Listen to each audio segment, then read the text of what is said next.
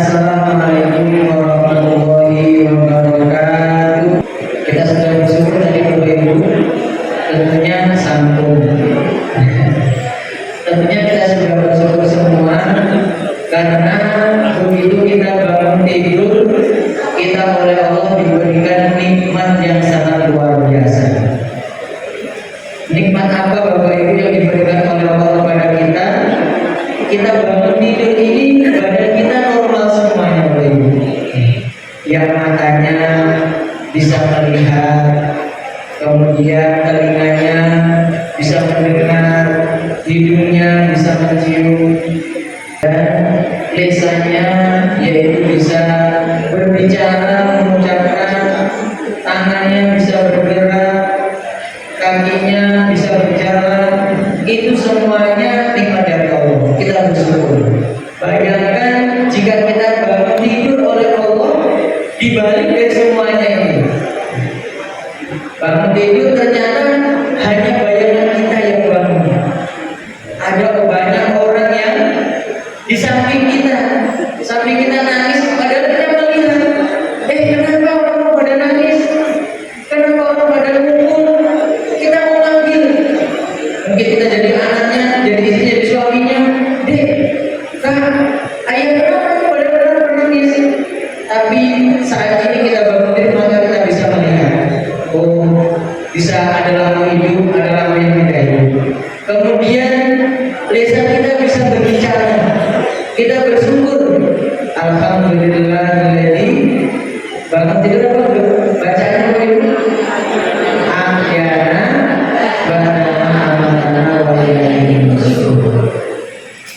berdoa.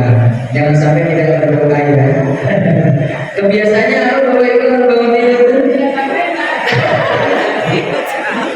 Jangan sampai seperti itu. Diusahakan langsung kita bersyukur. Alhamdulillah dari sepanjang malam kita dimandikan oleh Allah. Kemudian kita bangun. Kemudian badan kita bisa bergerak. Kemudian telinganya bisa mendengar, mulutnya bisa berbicara. Bayangkan seandainya kita bangun tidur, mulutnya sudah tidak bisa berbicara. Badan kita mau digerakkan nggak bisa. Kita digotong ke rumah sakit Bapak Ibu. Ada yang sampai seperti itu. Namun alhamdulillah kita di pagi hari Allah memberikan nikmat yang sangat luar biasa. Kita diberikan nikmat yang sempurna. Bahkan setelah kita bangun tidur, kita bisa beribadah kepada Allah, sholat subuh. Yang dekat dengan masjid, sholat berjamaah di masjid. Yang jauh dari masjid bisa sholat berjamaah di rumah dengan keluarganya, dibangunkan. Itu adalah sangat luar biasa. Maka semua nikmat dari Allah disyukuri alhamdulillah. Kalau kita mengiru nikmatnya Allah tidak akan bisa beribu. Karena nikmat Allah itu disebutkan dalam Al-Quran, wa in ta'udhu nikmatallahi la tuhsuha. Kamu sekalian tidak akan mampu untuk menghitung nikmatnya Allah. Banyak sekali nikmat Allah yang diberikan kepada kita. Namun alhamdulillah kita diberikan nikmat Allah, tidak diperintahkan untuk mensyukuri, namun kita diperintahkan untuk mensyukuri, bukan untuk menghitungnya. Salawat dan salam kita aturkan kepada beliau yang lebih besar Muhammad sallallahu alaihi wasallam beserta keluarganya, beserta istri-istrinya, anak turunnya, kepada sahabat-sahabatnya, para tabi'in, dan mudah-mudahan kita yang jauh dari sumbernya agama Islam pada hari kiamat nanti kita mendapatkan syafaat dari Nabi Muhammad sallallahu alaihi wasallam. Bapak Ibu hadirin yang dimuliakan Allah Subhanahu wa taala, kedatangan kita ke sini yaitu adalah tujuannya dalam sabilillah. Karena sudah jelas tertulis yang namanya pengajian. Datang ke sini merupakan adalah mencari ilmu, thalabul ilmi.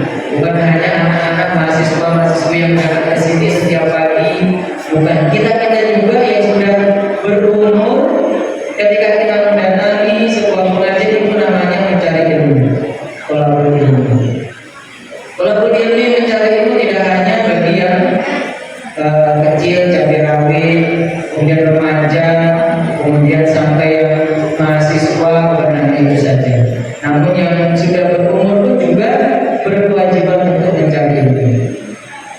pernah mengatakan tolabul ilmi fardhun ala kulli muslim wal muslim. Mencari ilmu itu wajib untuk semuanya, bukan hanya untuk anak-anak. Kami yang kecil-kecil silakan ngaji, yang ngaji sekolah-sekolah. Nanti kalau sudah dewasa, sudah berumur, gak usah ngaji-ngajian lagi, gak usah mencari ilmu. Tidak, semuanya Nabi perintahkan untuk mencari ilmu, karena itu wajib. Bahkan keutamaannya bagi orang yang mencari ilmu, Bapak Ibu, kita dimudahkan untuk masuk surga. Masalah yang kami sufi ilman sahalallahu tariqan ilal jannah. Barang siapa yang menuju jalan untuk mencari ilmu, maka Allah memudahkan orang itu untuk masuk ke dalam surga. Pada tujuan kita apa? Untuk masuk surga, masuk surga. Nanti kita dimudahkan oleh Allah untuk masuk surga. Jadi jangan bosan, jangan malas-malas untuk mencari ilmu. Bahkan tidak hanya itu saja, wa innal malaikata la tad'u ajnihati liqawli ilmi liqawli bima yasnaun. Malaikat pun membentangkan sayapnya. Betul-betul bukan hanya satu malaikat, tapi malaikat-malaikat yang diciptakan oleh Allah pada hari itu berlomba-lomba membentangkan sayapnya, menaungi bagi orang-orang yang mencari ilmu, karena senang pada orang yang mencari ilmu. Kemudian wa innal alima yastaghfiru lahu ma fis samawati wa ma fil ardh hatta hayatul maut. Sampai-sampai Bapak Ibu, orang-orang penduduk langit itu pun memintakan ampun kepada orang-orang yang mencari ilmu, dan penduduk bumi memintakan ampun kepada orang yang mencari ilmu, sehingga sampai ikan yang di lautan juga memintakan ampun Bapak Ibu. Jadi kita supaya bangga, senang jadi mahasiswa, Bapak Ibu yang mencari ilmu itu, supaya kita bangga semua. Jangan bosan. Jangan seperti anak saya dulu. Anak saya itu kalau sekolah itu harus diubah dulu. Mau sekolah itu diubah dulu. Mau saya sekolah kalau diubah lagi. Mau ngaji kalau diubah. Jangan sampai kalau kita sudah tahu keutamaannya, fadilahnya bagi orang yang mencari ilmu, tentunya sangat luar biasa. Bahkan orang yang mencari ilmu itu dalam sebuah juga diterangkan seperti gambarannya rembulan yang bersinar lebih terang menerangi daripada kawasannya bintang. Jadi sorotannya itu, cahayanya, walaupun kita ini kelihatannya hitam, tapi sorotan itu dari orang-orang itu adalah orang-orang yang bercahaya. Karena apa? Karena orang yang mencari ilmu. Jadi sebenarnya jangan sampai bosan. Kita yang sudah berumur, ketika ada acara mencari ilmu, kita berangkat. Dan juga orang yang mencari ilmu itu pahalanya luar biasa. Awwatun fi sabilillah khairun minad dunya wa ma fiha. Jadi sepagi ataupun sepetang dalam acara sabilillah. Sabilillah itu tidak hanya dalam masjid saja. Kegiatan yang mengandung itu ibadah itu adalah namanya sabilillah, dalam jalannya Allah, yaitu menegakkan kalimat yang mulia, itu namanya sabilillah. Maka pahalanya lebih baik daripada dunia dan seisinya. Bapak Ibu yang punya mobil paling gimana? Alfa, BMW, masih kalah dengan orang yang duduk seperti kita ini, namun pahalanya khairun minad dunya wa ma fiha. Tidak ada yang punya selain orang-orang yang dalam sabilillah Bapak Ibu. Maka walaupun kita duduk di sini jauh-jauh, ada yang mana? Pak Jaka dan Pak Jaka dari Klaten, dari kemarin sore berangkat, luar biasa ucapan datang di sini. Ini pahalanya sangat luar biasa.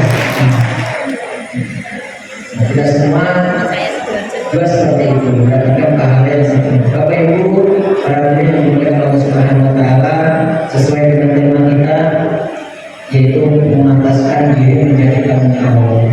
Baik yang sudah berangkat maupun yang sebelum berangkat di sini, alhamdulillah. Semoga Bapak Ibu yang apa namanya, saya banyak mengenal wajah-wajahnya. Apa namanya, mohon maaf ini. Ini adalah jamaah-jamaah kampung. Jamaah kampung ada yang dari Bojonegoro, ada yang dari Kudus, dari Klaten,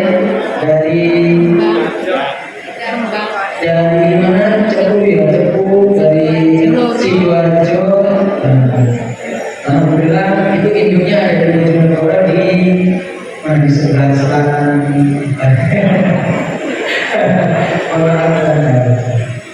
Dan saya salah satunya yaitu mutawif di Mutampur. Jadi bapak ibu yang belum berangkat silahkan datang dengan syarat. Bukan promosi loh, tapi mengajar. Pengalaman sedikit cerita pengalaman saya selama saya jadi mutawif. Sebelum saya jadi mutawif, alhamdulillah saya belajar dulu, sekolah dulu di Madinah, di Madinah di sana.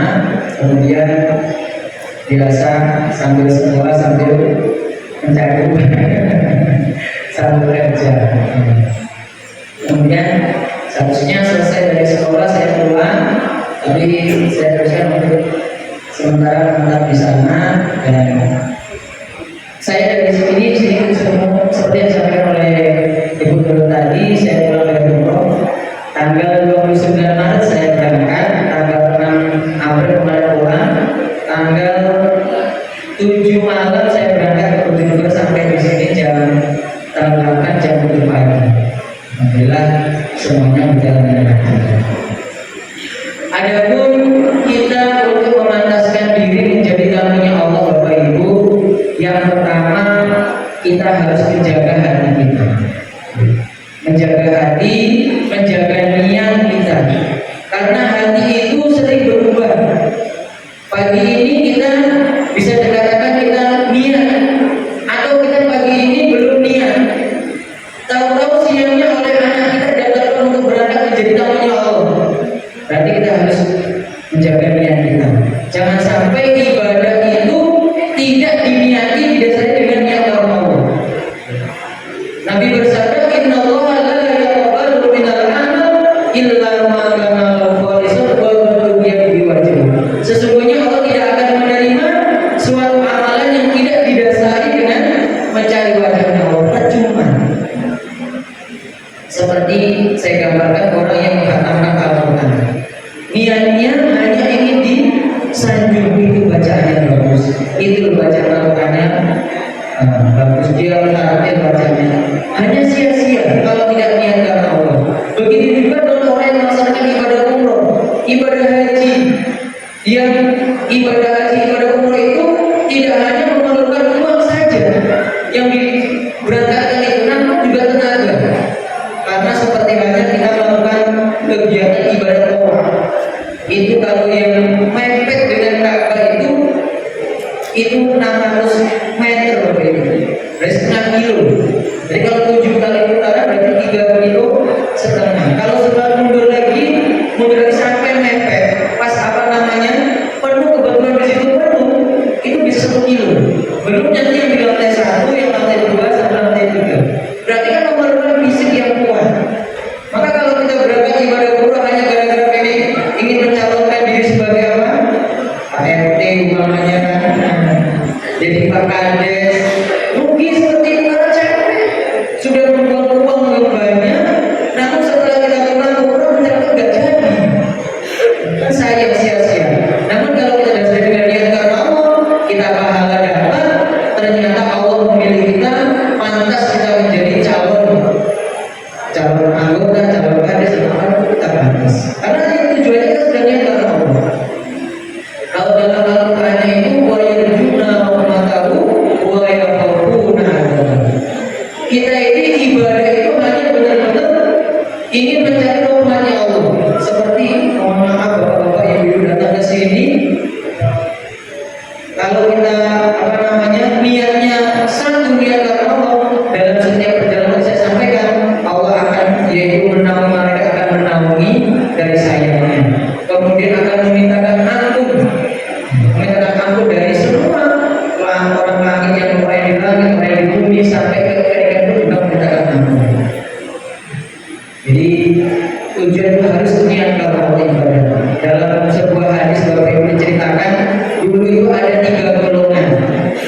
Tiga golongan ini kalau dari segi ibadah sangat luar biasa, tidak ada bandingannya.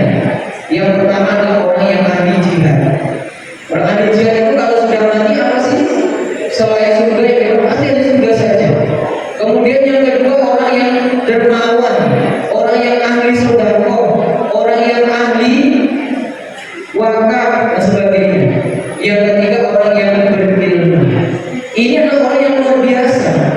Namun ketika dia meninggal dunia, dikatakan dalam sebuah hadis itu, ketika dia meninggal dunia langsung orang diseret ke dalam neraka. Karena apa? Begitu dia mati, wahai si fulan, kamu dulu waktu di dunia saya berikan kekuatan, kamu bisa berperang ke sana kemari, namun tujuan kamu salah. Dia berkata, ya Allah, saya dulu berperang untuk demi agama ya Allah.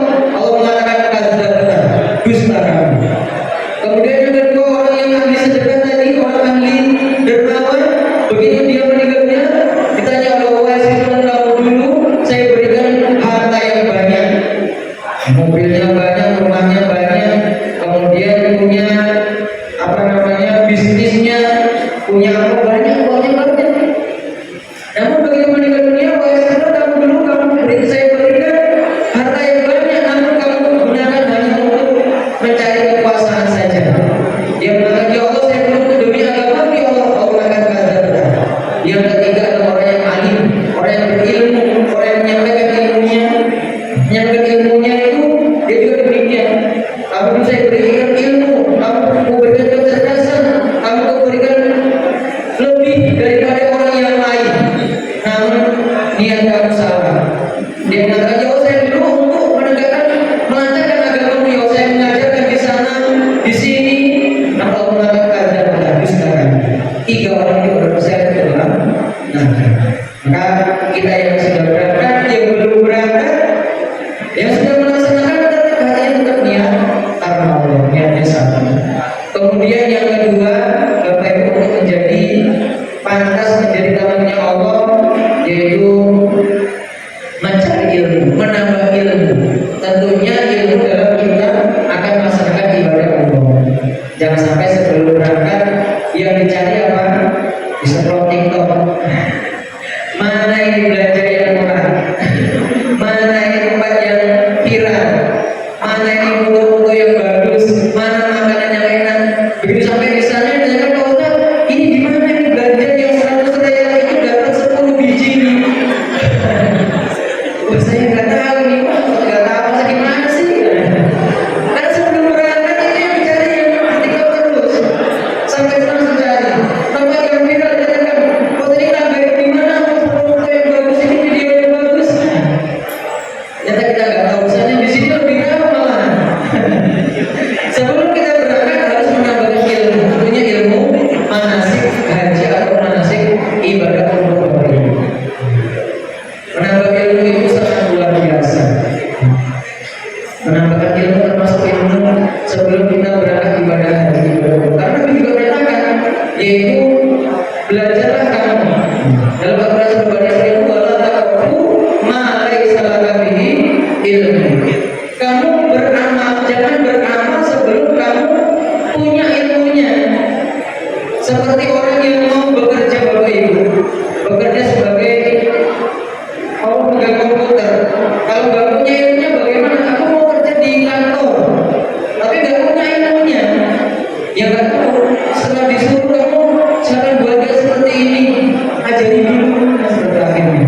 Begitu juga kita sekarang akan melaksanakan ibadah umroh. Kita jangan hanya saya nanti di sana ikut saja Pak Kiai saya, ikut saja dan saya buat Pak saya, jangan seperti itu. Karena semua punya tanggung jawabnya. Inna sam'a wal basara wal fu'ada kullu ulaika kana anhu mas'ula. Termasuk telinga, mata, hati, anggota badan akan ditanya oleh Allah Subhanahu wa taala. Jadi sebelum kita berangkat, kita menambahkan ilmu. Jangan sampai kita salah. Jangan sampai kita ini di sana keliru. Seperti banyak sekali yang dilakukan itu. Sampai di sana ya kegiatannya setelah dari melaksanakan ibadah umroh saja itu santai-santai. Ya bapak-bapaknya mohon maaf duduk di depan hotel sambil ngopi sambil apa? Ibu-ibunya tahu-tahu di mana saya di toko ini sudah nggak ada. Kegiatannya itu sudah banyak. Jadi sebelum nanti kita harus punya planning dulu apa yang sampai di sana nanti apa yang saya kerjakan.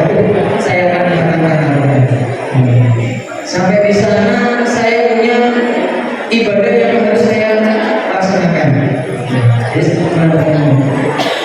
Karena Nabi juga mengatakan man arada dunya fa alaihi bil ilmi wa man arada al-akhirata fa alaihi bil ilmi wa man arada huma fa alaihi bil ilmi. Barang siapa yang ingin punya dunia, sekolah, belajar, ya, belajar tentang dunia, ya seperti apa yang dia apa namanya kerjakan ilmu bengkel, ya dia harus belajar ilmu perbengkelan. Barang siapa yang menghendaki ilmu akhirat ingin masuk surga, belajarlah ilmu akhirat. Barang siapa yang ingin mendapatkan dua-duanya dunia dan akhirat, maka belajarlah kedua-duanya. Dua-duanya harus kita pelajari, kita dapatkan sehingga kita bisa memilih mana yang berhak kita ambil, mana yang kita tinggalkan. Jangan sampai semuanya kita anggap ini harta saya. Jangan sampai. Kemudian yang ketiga, untuk memantaskan diri kita kepada Allah Subhanahu Wa Taala, yaitu ibadah harus dengan harta yang halal. Harta yang halal dengan cara yang halal. Ini sudah dicontohkan dari zaman Nabi Muhammad SAW. Ketika di zaman Nabi Muhammad itu Ka'bah dibangun lagi. Ketika membangun Ka'bah itu orang-orang Quraisy pada waktu itu belum ada, Nabi Muhammad mendapatkan wahyu agama Islam waktu itu. Namun orang Quraisy tidak mau membangun Ka'bah dengan hati yang haram, tidak mau. Akhirnya apa? Ka'bah itu kurang, bangunannya kurang, dilebihkan dengan yang namanya Hijr Ismail. Itu karena hartanya kurang, ya, dari harta kurang. Begitu juga dengan kita sebelum berangkat ibadah umroh, ibadah haji ataupun kita bersedekah, ambillah dari harta yang halal. Karena apa? Agar kita mendapatkan pahala, agar kita mendapatkan ampunan dari Allah Subhanahu Wa Taala. Yang keempat yaitu yang namanya memperbanyak kita bertaubat kepada Allah. Sebelum berangkat, pastinya Bapak Ibu kita ini punya apa namanya, sebelum berangkat itu kita punya, saya mau berangkat bulan sekian, tahun sekian mungkin, ataupun tahun ini kita sudah pernah mendapatkan yang namanya itu, saya mau berangkat di bulan Juni. Berarti kan sekarang dari bulan Juni berapa bulan itu? Nah, dari situ kita bisa apa namanya memperbanyak kita mendekatkan diri kepada Allah Subhanahu Wa Taala, bertaubat kepada Allah. Bagi kita banyak-banyak membaca istighfar, kemudian di setelah menjelang siang kita bisa sholat taubat, di sepertiga malamnya akhir kita bangun malam, kita sholat malam, sholat tahajud, kita memohon kepada Allah, mohon ampun kepada Allah, termasuk seperti itu. Kita mendekatkan diri kepada Allah. Mohon maaf Bapak Ibu.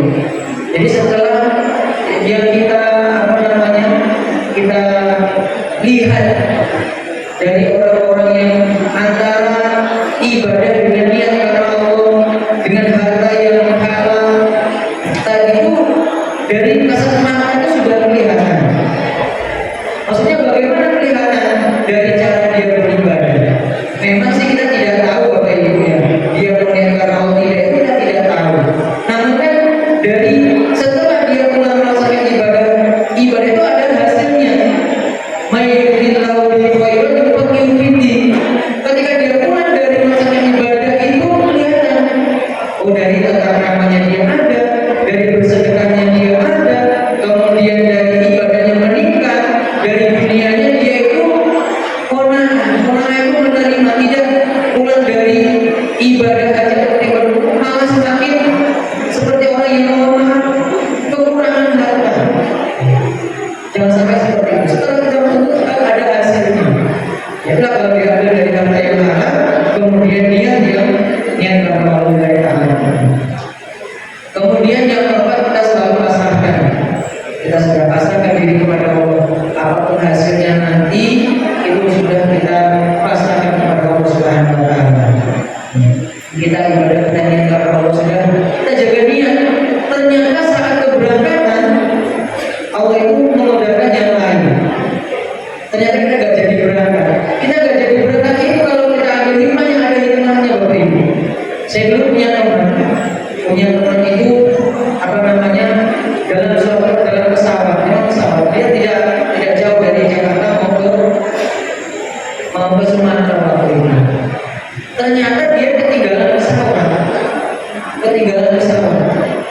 dunia sudah ini sudah rasanya apa ya, gimana ya?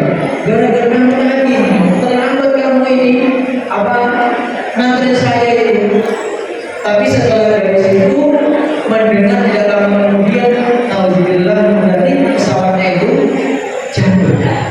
Setelah dia mendengar berita kalau pesawatnya jatuh, dia langsung syukur alhamdulillah ya Allah, inilah hikmahnya saya tidak jadi berangkat.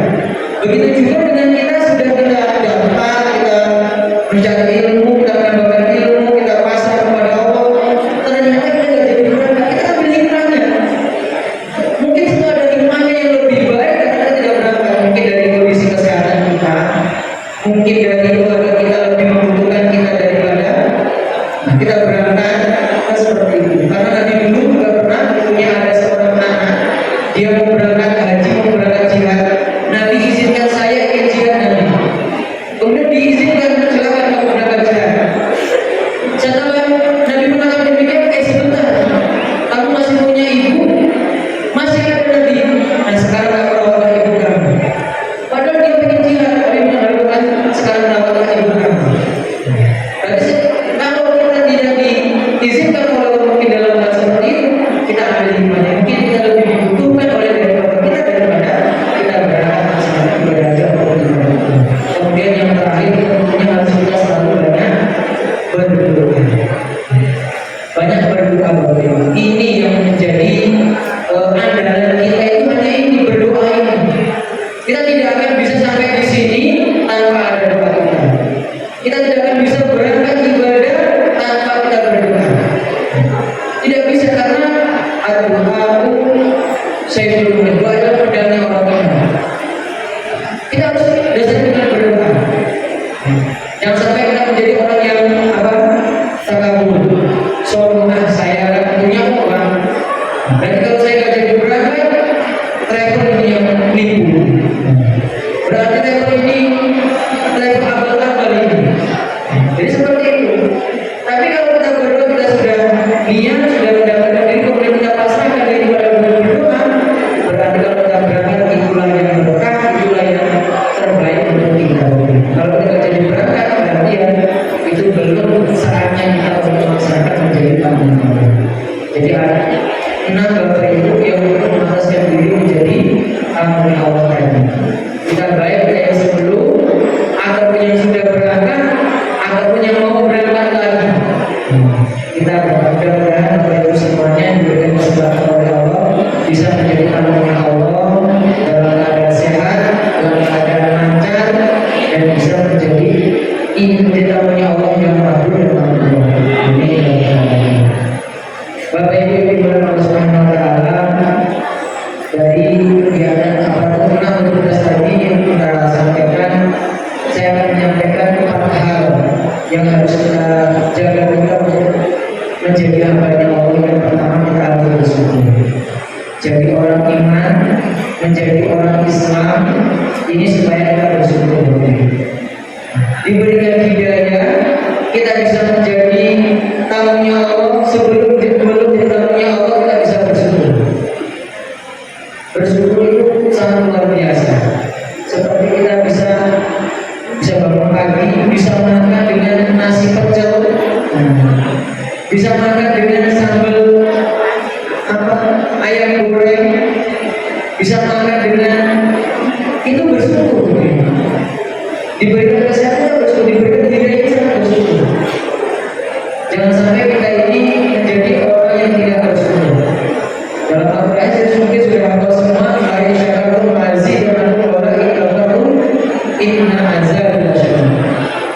Jadi orang yang bersyukur itu orang-orang yang ditambah. Kemudian orang yang tidak bersyukur, Allah mengingatkan ingatlah siksanya Allah sangat berat. Banyak kita melihat orang-orang yang kurang bersyukur, sudah diberi ini, namun kurang. Memang manusia seperti ini Bapak Ibu. Sudah diberikan satu gunung emas, pasti dia pengen 2 gunung emas. Dia tidak suka sekali Bapak Ibu. Dalam diberikan satu jurang emas,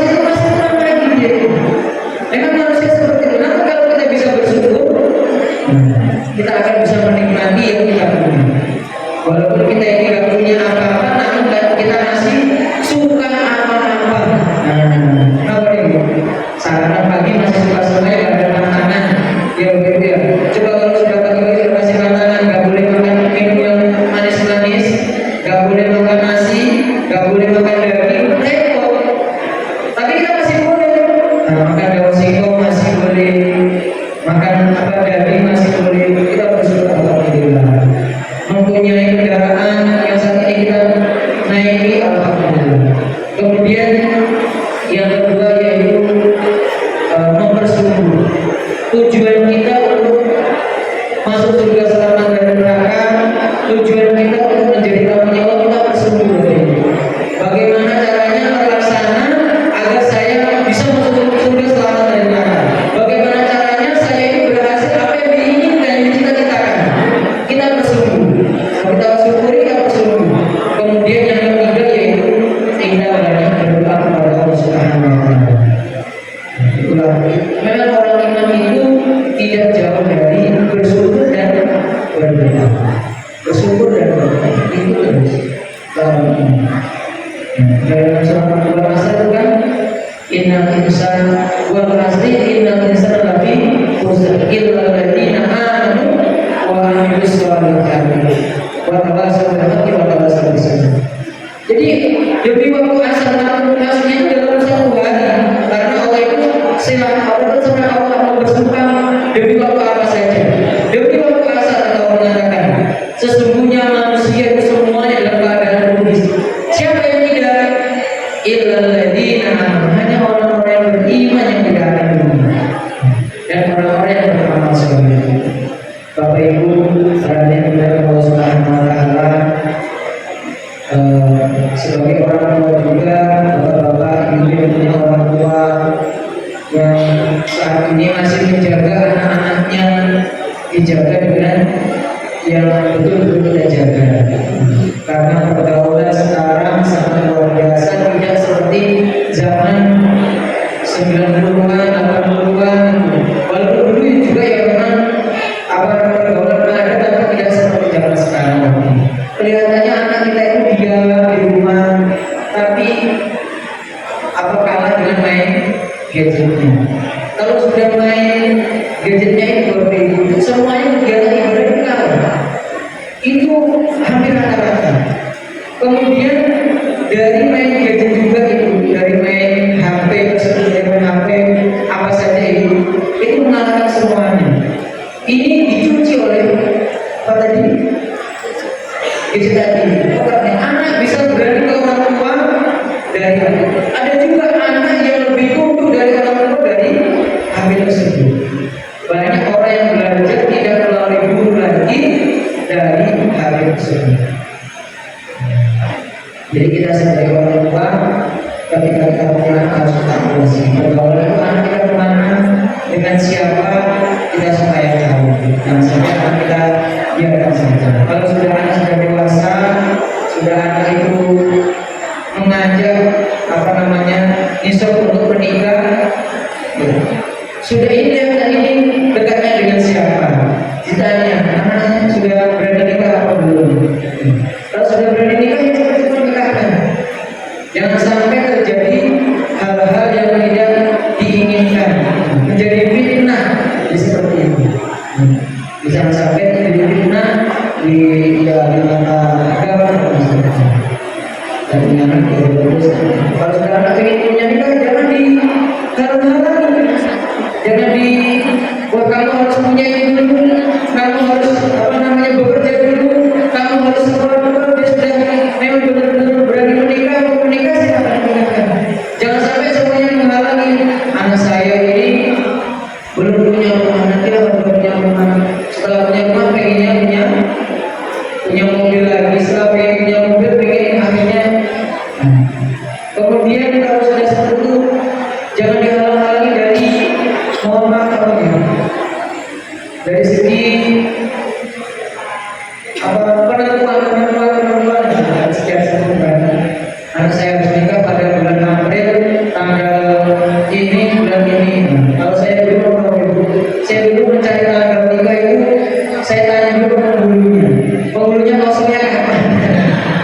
Saya kan lihat tanggal saya, bulan saya, penghulu kapan ini. Jadi seperti itu. Alhamdulillah. Demikian Bapak Ibu yang kami sampaikan, saya mohon maaf yang sebesar-besarnya, yang besar-besar sampaikan tentunya mungkin itu kata saya tidak berkenan untuk konsultasi. Sekali lagi saya mohon maaf yang sebesar-besarnya. Sekali lagi saya silakan termasuk menjadi diseminaris kampus Cendekia. Saya doakan mudah-mudahan kampus ini menjadi kampus yang lebih unggul, berkualitas dan mengeluarkan generasi yang berakhlak beragama, yang punya yang berakhlak yang cerdas, yang bisa diandalkan untuk agama dan bangsa. Apa yang bisa menolong kita untuk menjadi agar terpanggil oleh Allah? Apakah punya milik doa tempat dari mana harta yang tahu dari mana memang? Yang pertama memang yaitu kita harus memperbanyak berdoa dan hidup. Mohon maaf saya tidak mengundurkan diri. Saya dulu selalu diingatkan seakan-akan memang saya nggak mungkin saya juga berangkat ke sana satu kali. Saya selalu berdoa ini, Allahumma balikna Makkah wal Madinah wa Arafah. Saya doa seperti itu.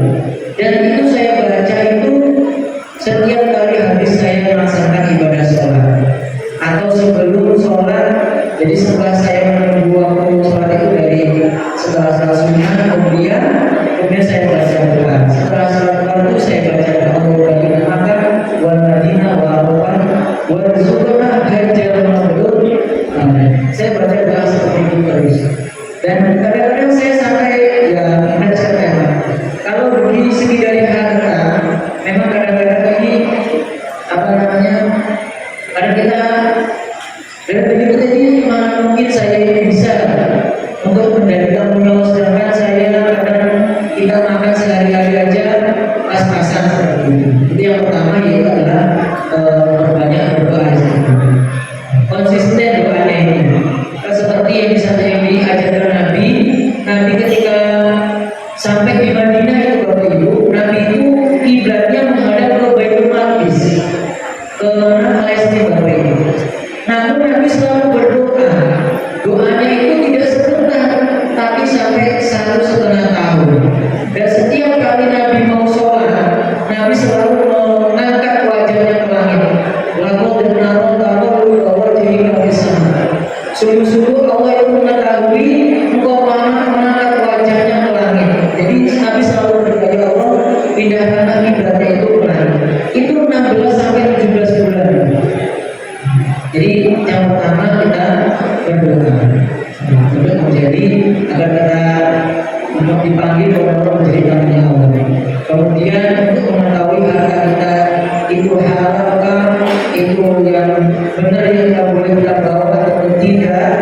Nah, memang sekarang ini mungkin kita sedikit lebih banyak kita ini menggunakan harta yang berkaitan dengan riba. Namun kita bisa sekarang sudah ada pilihan seperti halnya seperti kita menabung. Nabung itu kan ada pilihan, ada sekarang di pemerintah sudah memberi dua ada bank konvensional, ada bank syariah. Nah, sekarang yang ibadah haji pun semua sudah diarahkan ke bank syariah semuanya. Jadi seperti itu. Kemudian untuk yang tahu ini tidak, karena itu sendiri yang tahu gitu ya. Ini kadang-kadang jual beli itu juga sama. Jual beli itu diperintahkan oleh Allah Rasul. Namun dalam jual beli kadang-kadang kita meminta ada yang namanya yang menimbulkan keharaman. Seperti apa? Tidak baik. Yang ini barang bagus, tidak yang jelek tidak akan bagus. Kemudian yang harusnya timbangannya harus pas dikurangi. Jadi kita sendirilah yang bisa mengira-ngira itu jadi hal seperti yang saya katakan tadi, ketika Rasulullah itu ketika membangun Ka'bah, Nabi dulu orang-orang Quraisy itu belum mendapatkan hidayah semua, tapi dia tahu ini harta yang tidak pantas untuk membangun Ka'bah atau ini yang harta yang pantas untuk membangun. Mereka seperti menjual ternaknya onta. Onta itu dari dia melakukan barang yang halal. Nah, maka dia jual, dia artinya diberikan kepada pemerintahan. Seperti itu. Ya. Ada lagi, misalnya kesabaran seseorang itu sangat luar biasa. Jadi kalau kita mengukur sampai mana batasan kesabaran, sabar itu kita jalani. Misal, contohnya, kalau kita dipukul orang, kita sabar itu kita harus diam aja, kemudian kita menahan pukulan itu, bukan seperti itu maksudnya. Yang namanya sabar ya termasuk satu menghindar, kemudian yang kedua kita bisa melawan. Itu namanya sabar. Bukan untuk sabar itu kita dipukuli diam aja. Mas, kalau kita memang sabar, kemudian kita berani nggak masalah seperti itu. Bukan sabar itu terus kita pasangkan semua kita tinggalkan ya seperti ini. Seperti kalau kita dipuji oleh Allah, la yukallifullahu nafsan illa wus'aha. Jadi Allah tidak akan mencoba orang itu lebih dari kekuatannya orang tersebut. Orang itu akan mencoba dari orang itu, pasti orang itu kuat. Dia bisa menjalani. Dan itu banyak sekali dicontohkan dari orang-orang yang orang zaman sebelum dulu. Saya contohkan seperti orang yang mohon maaf membayar hutang. Dia itu dicoba oleh Allah, punya hutang yang banyak, namun dia bersabar dan mau mengembalikan. Ternyata setiap dari kegiatannya dia itu diberikan keberhasilan menyicil hutangnya. Terus kemudian yang kedua tentang yaitu untuk menenangkan orang itu agar bisa tenang untuk menghadapi cobaan. Tenang menghadapi cobaan, yang pertama kita harus memang mengingat kepada Allah. Tentang itu kita harus yang namanya tahu qadar baik dan juga namanya qadar jelek. Jadi manusia tidak akan luput dari yang namanya takdir atau qadar. Manusia akan semuanya. Orang yang sekarang saat ini dicoba oleh Allah, ya, punya keberhasilan itu juga cobaan. Itu qadar. Jangan menganggap itu adalah dari keberhasilan sendiri. Kemudian yang kedua, ada orang yang diqadar oleh Allah dia tidak berhasil, panen tanam tidak berhasil, kemudian dagang tidak berhasil. Itu juga kita harus itu adalah dari Allah. Jadi kita ingatkan orang itu selalu ingat kepada Allah. Dan ya tadi memang kita itu susah Bapak Ibu kalau untuk mengingatkan saat orang itu sedang meluap gitu. Saat meluap itu kita memang susah. Susah ya, untuk menangkap itu saat dia dingin, ketika dia mau saat dia tenang kita ajak jalan-jalan, kemudian kita perlihatkan orang yang lebih daripada orang itu. Perlihatkan, umpamanya orang itu dia dicoba terus lebih dari anak. Ada anak yang nakal, tapi ada anak yang lebih nakal daripada itu. Kita ajak jalan, lihatkan orang yang lebih nakal. Lihat anaknya orang, tapi orang yang sabar dengan anaknya. Ataupun dia dicoba oleh Allah dengan apa saja dari keluarganya. Dari keluarga itu seperti itu. Lihatkan orang yang lebih daripada orang keluarganya. Mohon maaf juga seperti tapi alhamdulillah. Jadi kita harus untuk mengingatkan orang yang sedang dicoba oleh Allah itu, kadang kita ajak jalan melihat orang yang lebih daripada cobaan yang pada orang itu, ada juga kita ingatkan dengan untuk ingat kepada Allah Subhanahu wa Ta'ala. Insyaallah seperti itu. Ya baik, bisa lanjut ke pertanyaan selanjutnya. Bapak Ibu yang mau bertanya kembali bisa, atau dari teman-teman mahasiswa lainnya, monggo. Silakan.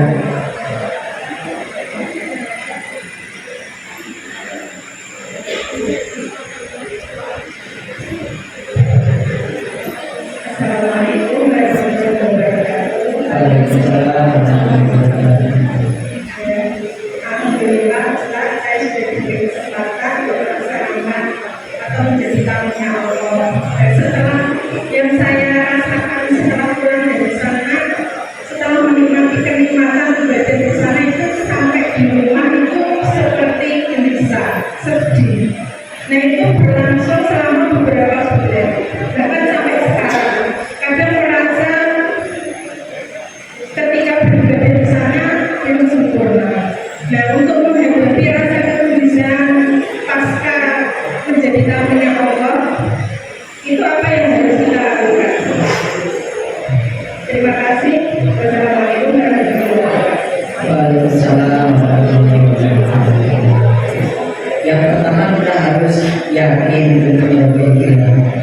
Jadi kita harus hilangkan rasa puas-puas kita.